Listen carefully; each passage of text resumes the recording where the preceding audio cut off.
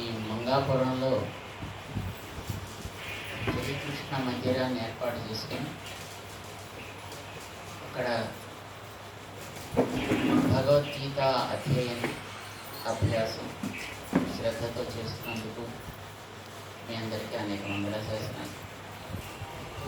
దీని ప్రధాన కారకులైనటువంటి శోభా దంపతులకి మేము మంగళాశాసనం చేస్తున్నాం.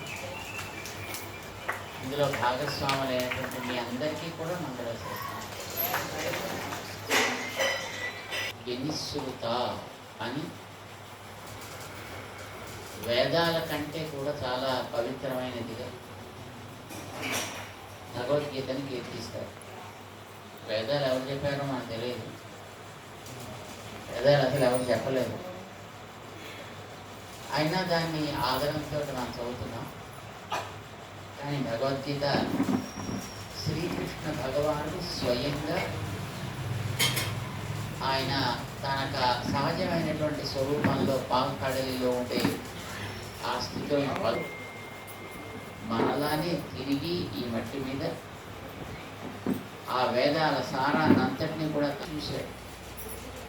రామావతారంలో 11,000 సంవత్సరాల కాలం తను ఆచరించి చూశాడు. ఆ సమయంలో ఏవేవి ఆచరించాడు, ఆచరించి అనుభవంలోకి